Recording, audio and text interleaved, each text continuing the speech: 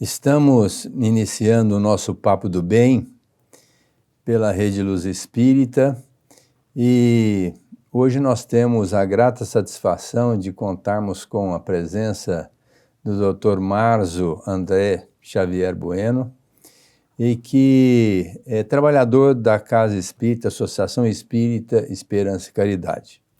E nós vamos conversar um pouco sobre pensamento, sentimento, doença, que é um assunto que ele traz aqui para nós discutirmos. Tenho certeza que vai agradar a todos, porque é um assunto que tem muito a ver com o dia de hoje. A nossa gratidão, viu, Márcio, por você ter aceito nosso convite, estar aqui conosco, para a gente estar conversando sobre esse assunto.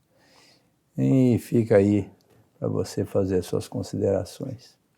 Bom, eu que agradeço o convite inicialmente, e vamos tirar o Dr. Marzo, que fica mais em casa. Primeiro, externar minha alegria e satisfação pela lembrança e o convite, Dr. Aguinaldo. Eu acompanho o programa do senhor aqui, da equipe. Então lugar. Vamos fazer o seguinte, não vamos falar de doutor nem doutor Aguinaldo. Vamos ficar no Aguinaldo e no Marzo, fica mais fácil. Tá bom. E nem no senhor também, né? Tá bom. Nesse lugar onde alguns amigos já estiveram, Fábio Caetano, meu também grande amigo Nilton Stuck, e Delino Navarro também, né? E fico muito feliz por ter sido lembrado, né, para esse bate-papo. Não sei se sou merecedor, mas vamos lá, né? Sobre sentimento, pensamento e doenças, gostaria de fazer uma introdução no capítulo inicial do Evangelho segundo o Espiritismo, quando é dito sobre quando Moisés, iniciando, né? Depois fala sobre Cristo, Espiritismo. Moisés com a lei de justiça, Cristo com a lei de amor, o Espiritismo com a caridade. Logo em seguida, vem o item aliança da ciência com a religião. Edivaldo Franco foi questionado em certa oportunidade, foi feito um resumo breve sobre a história do Espiritismo no mundo, com Kardec, com Eurípides Barçanufo, Bezerra, Chico, com todo o legado do Chico com seus livros, e qual seria a missão do Espiritismo, dos espíritas nos dias de hoje. E ele relata exatamente isso, a aliança da ciência com a religião, e que por sinal já vem sendo feito nas grandes universidades do Brasil e do mundo. E aí, pensando sobre isso, entendemos a criação das associações médicos espíritas, com vários colaboradores, no fim da década de 60, podemos já dizer do século passado, né?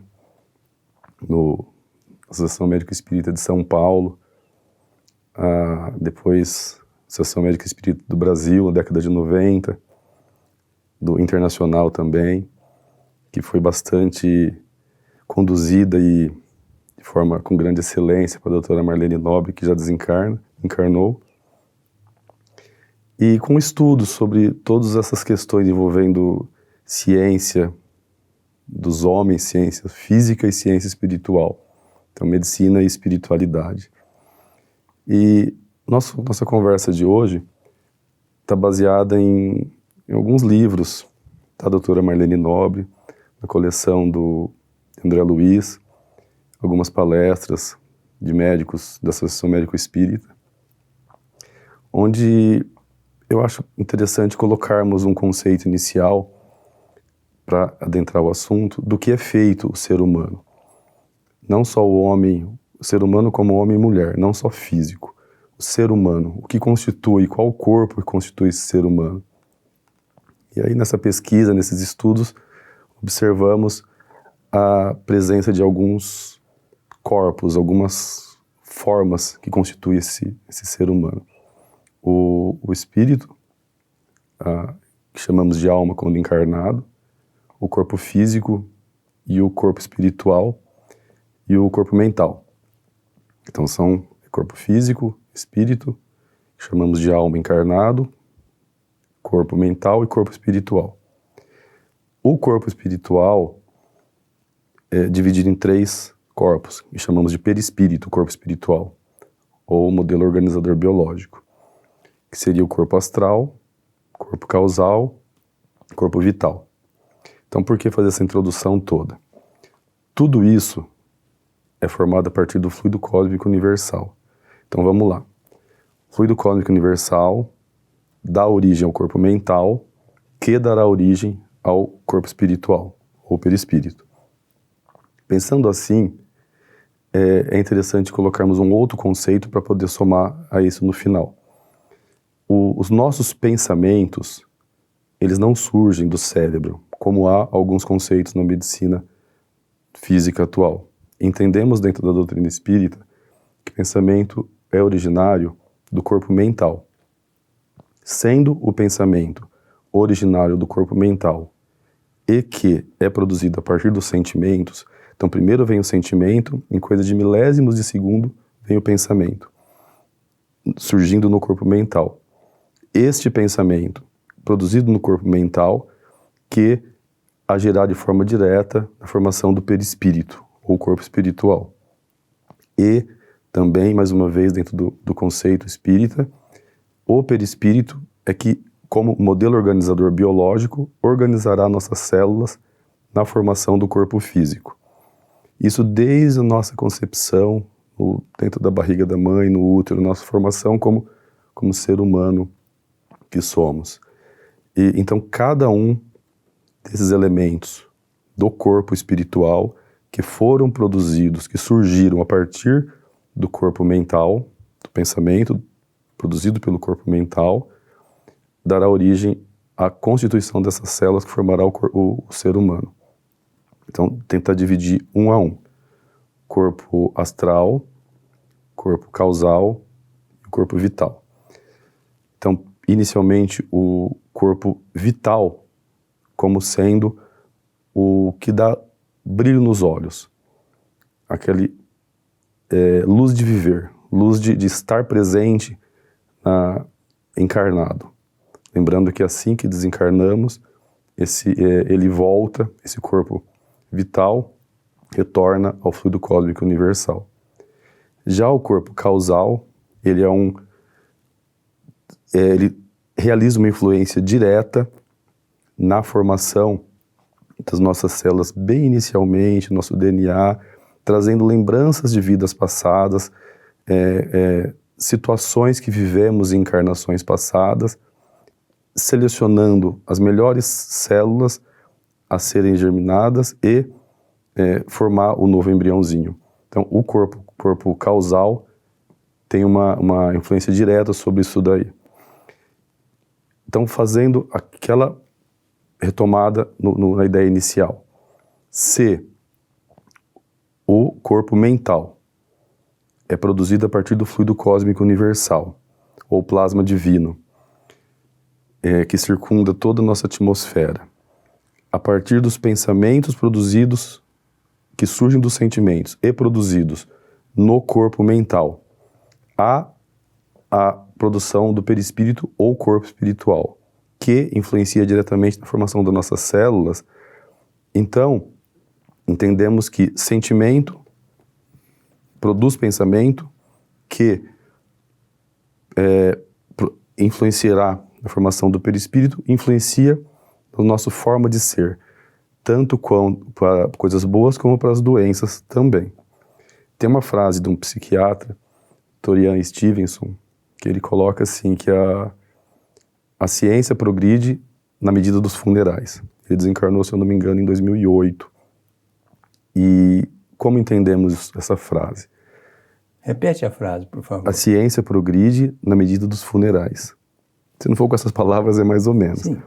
No sentido de que conceitos já colocados, já fixados na mente de gerações, nós temos dificuldade para renovar esses conceitos, para implantar, impor não é a palavra certa, mas implantar esses conceitos, mas passo a passo, com uma sementinha lançando, à medida que esses espíritos encarnados vão desencarnando, retornando ao mundo espiritual e retornarão à Terra algum dia, ou a um outro orbe, novos conceitos vêm, novas mentes reencarnantes, ou novos espíritos reencarnarão com conceitos que adquiriram encarnações passadas, ou até mesmo que aprenderam no mundo espiritual.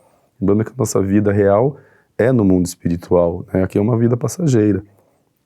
Então eu procuro entender dessa forma. Tem uma outra experiência que, de um pesquisador, ele não se denomina cientista, mas sim pesquisador. Não sei se vocês têm conhecimento do Masaru Emoto, sobre as águas, que coloca músicas e vai formando moléculas de água de acordo com palavras e músicas. Depois ele examina, ele congela e examina em microscópio de alta resolução e observa a formação diferente dessas moléculas de água, de H2O, né? Que são átomos, lembrando que moléculas são um conjunto de átomos, e essas onde tem músicas ou palavras, frases do bem, formam desenhos agrupados, bonitos. Aquelas onde tem palavras, músicas, gritos, agressões, formam desenhos desagrupados. Ele só expôs isso, não concluiu nada. Ele falou, encontrei isso. Eu sou um pesquisador, não sou um cientista. Peço ajuda dos cientistas para que consigamos provar alguma coisa. Então, dentro de uma tentativa de interpretação dessa pesquisa encontrada, sabendo que nosso corpo humano, corpo físico, aí sim, é formado por mais de 70% de água, H2O, de líquido, se essas músicas, essas palavras vieram formar essas moléculas desagrupadas, será que nossos sentimentos, nossos pensamentos também não contribuirão para a formação de moléculas desagrupadas, desorganizadas no nosso organismo? Lembrando que somos um amontoado de moléculas, de átomos, né? O ser humano nada mais é do que um conjunto de átomos agrupados. O ser humano, corpo físico de átomos agrupados. De acordo também com a doutora Marlene, Marlene Nobre, em uma de suas palestras, a gente observa que ela coloca que o perispírito também é constituído por elementos químicos que ainda não podem ser agrupados em nossa tabela periódica. Ainda não foi encontrado tudo isso. Então tem algumas perguntas que a gente não encontra respostas ainda, mas não porque não tem essas respostas, mas sim porque a tecnologia e o conhecimento do mundo físico dos homens e das mulheres, né, do homem como ser humano encarnado no momento, ainda não conseguiu atingir esse tipo de visualização, de percepção. Tem muitas perguntas que a fé responde, e a fé com a razão, que aí entra a doutrina espírita, que é a fé raciocinada, né? Então é mais ou menos esse um pensamento que eu tenho. Não sei se o doutor tem Muito legal, uma exposição bem clara, bem elucidativa. Hoje eu peguei o jornal, está lá na Folha de São Paulo, tem um pessoal nos Estados Unidos fazendo um estudo, ainda em andamento, onde eles colocam que o estresse modifica a nossa condição imunológica e envelhece, inclusive, a nossa capacidade imunitária. Então, você veja que o estresse é fruto de uma vivência, de um pensamento, né? E isso interfere no nosso físico. A gente está cansado de saber, a somatização vem das doenças criadas pela nossa mente ainda em desalinho, não é? Ainda tentando associar essa linha de raciocínio de ciência do corpo físico com a espiritual, vemos que esse pensamento, né, o estresse, por exemplo, onde surgem esses pensamentos, esses sentimentos e os pensamentos agressivos a nós mesmos. A gente, com isso, há o aumento, a liberação de adrenalina, de cortisol, com o estresse. E, em contrapartida, serotonina, ocitocina, dopamina, outros elementos químicos quando estamos em um sinal de harmonia, eu vou chamar de amor, e o estresse eu vou chamar de desamor, só para a gente dar um nome a alguma coisa. Então, quando estamos em estado de desamor, havendo esse pico, essa subida no cortisol, por exemplo, na adrenalina, na noradrenalina produzida por nossos órgãos físicos, ocorre alteração nas nossas artérias, atrapalhando a vascularização dos nossos órgãos. O cortisol ele é um imunossupressor, o corticoide. Diminui nosso sistema imunológico, na defesa contra os vírus, as bactérias. Então nós não podemos também sermos extremistas em dizer que tudo vem da parte mental, tudo vem da parte espiritual. Não é bem assim.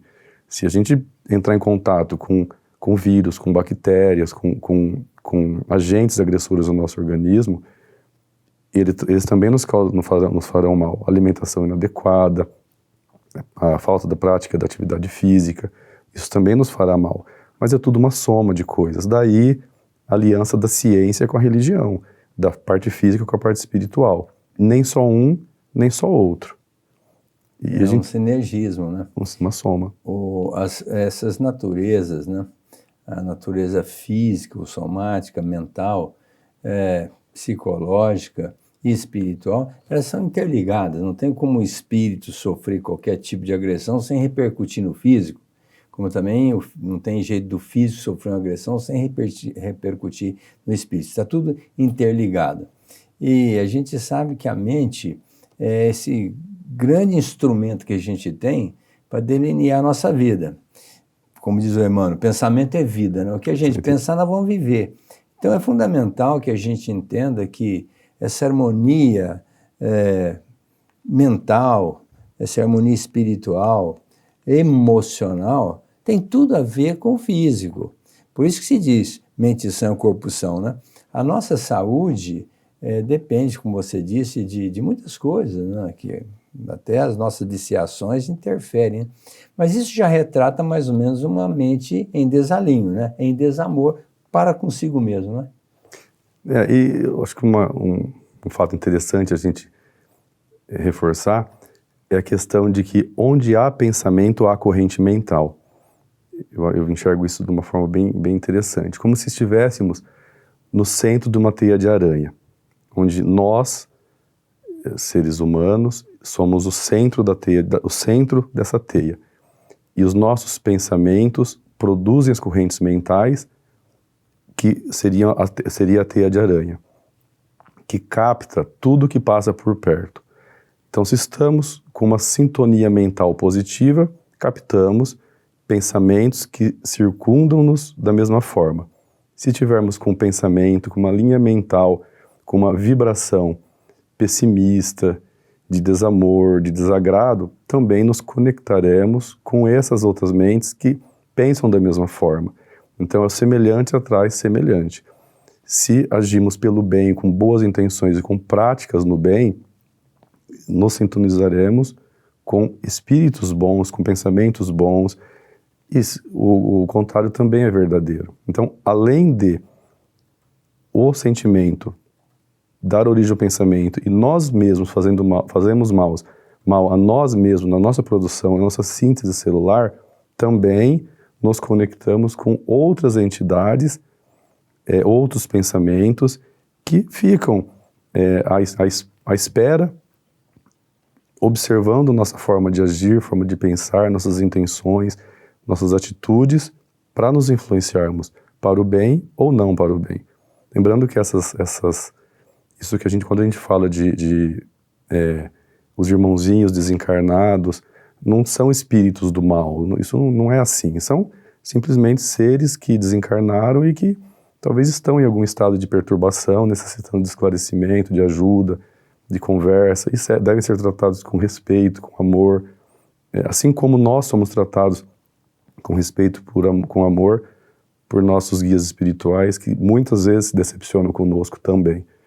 E a vida é assim, é um constante errar, levantar, cair e seguir adiante e tentar errar cada dia menos, né? É isso que é o verdadeiro espírita, né? Lógico. Errar hoje menos que ontem.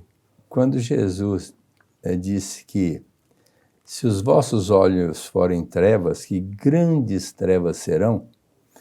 Ele quis dizer exatamente isso. A gente fala, essa vida não presta. Se Jesus estivesse aqui, ele não ia dizer assim, não, essa vida é ótima. Não. Se você está dizendo que a vida não presta, a vida não presta. E essa vibração entra em sintonia, como mesmo você disse, Márcio, com todas as sintonias na mesma faixa.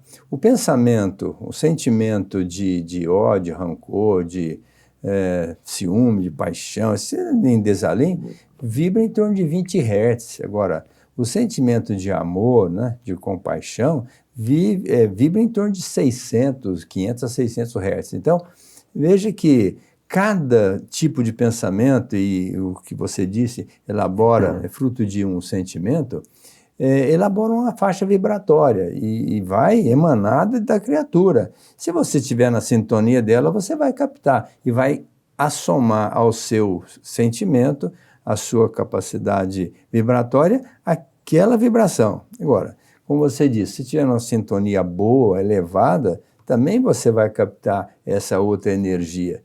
Por isso é que é bom a gente estar sempre com pensamentos elevados. E Jesus foi claro, quando ele disse assim, vigiai, né? Quer dizer, o que eu tenho que vigiar? É meu pensamento, a minha palavra, a minha ação. Se nós estivermos com pensamento, palavra e ação dignas da proposta de amor, então as coisas tendem a melhorar muito, até a ajuda do plano espiritual. Agora, se a gente estiver numa faixa vibratória negativa, nós temos assédio de espíritos comprometidos que pode até gerar doença no nosso físico. Me veio agora à mente, nunca é tarde para começar. Então, às vezes, em algumas situações, nos deparamos conosco mesmo ou com outras pessoas. Não vamos jogar a responsabilidade para os outros, para nós mesmos. Mas já está tarde, já tenho tantos anos, já foi. Não, nunca é tarde para recomeçar e pensar na possibilidade da mudança. Paulo de Tarso é um grande exemplo disso tudo, onde ele estava coberto de boas intenções dentro da forma que ele achava que era o correto na situação.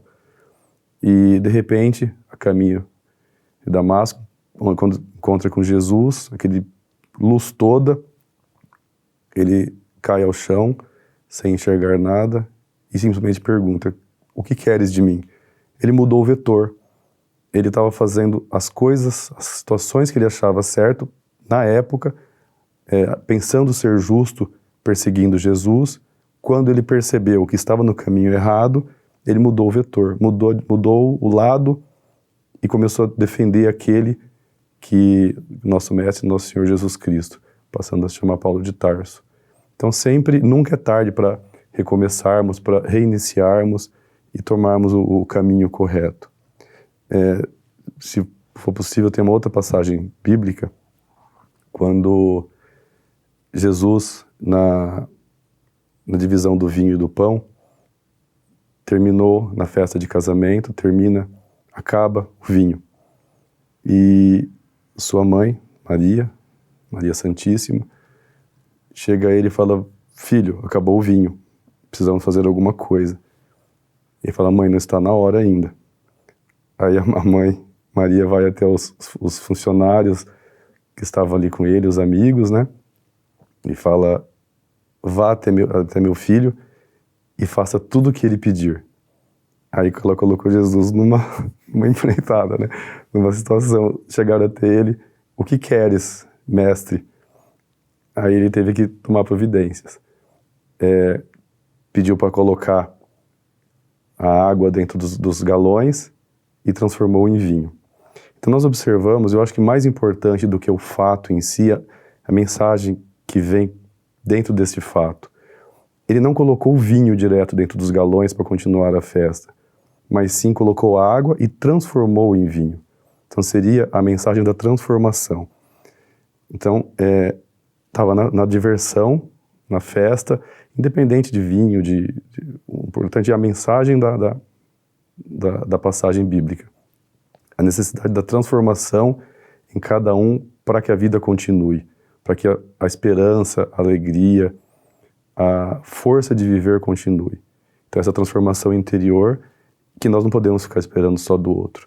Eu espero que minha vizinha se transforme, que, não sei, meu amigo. Não, vamos nos transformar nós mesmos, tentando tomar o caminho certo, o caminho do bem, o caminho reto, e errar cada dia menos. O próprio Paulo, aproveitando essa colocação sua, ele disse assim: deixemos o arrependimento das obras mortas e busquemos a perfeição. Muitas pessoas ficam no arrependimento: eu fiz isso, estou com a consciência pesada, eu tenho um remorso. Isso não adianta. Já passou. Aliás, Jesus reforçou isso dizendo: quem olha para trás não é digno do reino dos céus, né? Então, Paulo chamou a atenção para a gente não ficar naquela repetição. Lógico que a gente precisa arrepender das atitudes infelizes e tomar uma nova conduta, como você mesmo disse. Mas essa nova transformação, ela tem que acontecer a partir desse momento. Não olhar para trás, vamos olhar para frente. E ele ainda disse: hoje é o dia, né? Então a gente tem que tomar uma decisão. É uma decisão rápida, porque o tempo passa. Se hoje chegar a nossa hora de voltar para o plano espiritual, nós vamos fazer uma análise da nossa bagagem.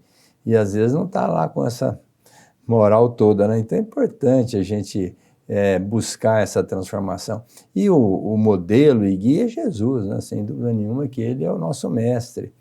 Para que a gente tenha uma vida saudável, sem doença, a doença está no espírito, não está no corpo. Começa lá no espírito.